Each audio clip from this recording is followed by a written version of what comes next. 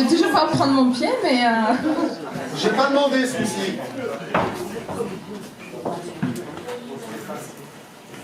Du coup, je vais le lire parce que je savais pas que j'allais passer 2 fois.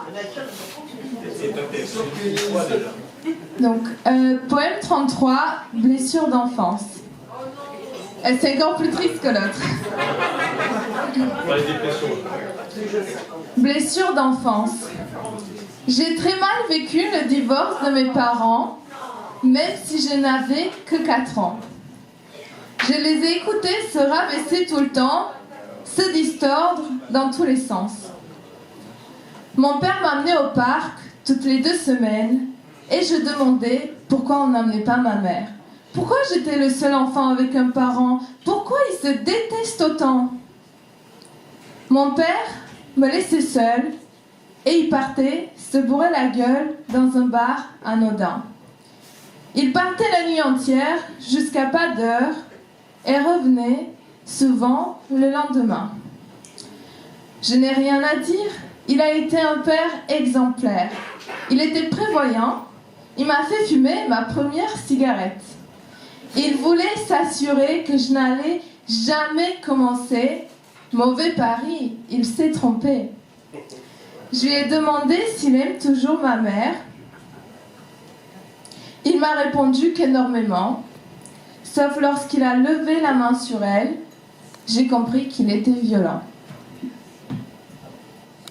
Je ne comprenais pas. Je voulais avoir des parents aimants. J'ai dû vivre avec un père absent comme s'il était mort, mais ce n'était pas le cas. Je devais expliquer à mes parents comment se comporter correctement avec moi. Pourtant, je ne suis pas un guide du jeune parent. Pourquoi c'était à moi de leur apprendre tout ça? Des gestes répétés animaient nos moments de qualité.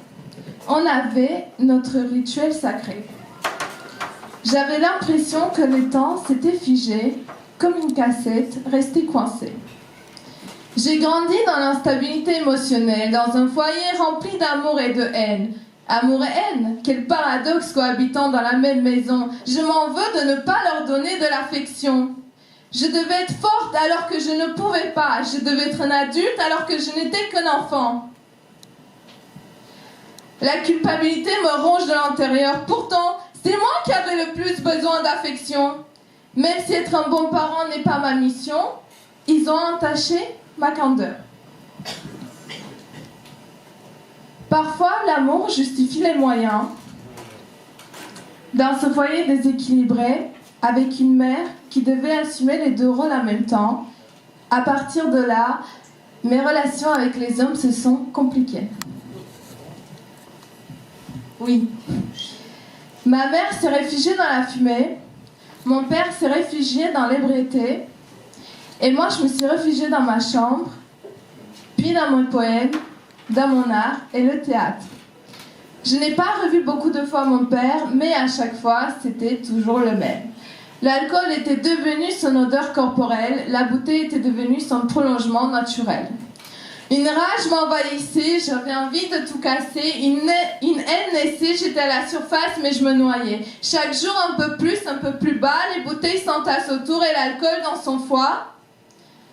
Ma propre famille est mon souffre-douleur et mon bonheur. Dois-je pardonner un père absent? Dois-je pardonner un père violent? Dois-je pardonner un père comme le mien? Voilà.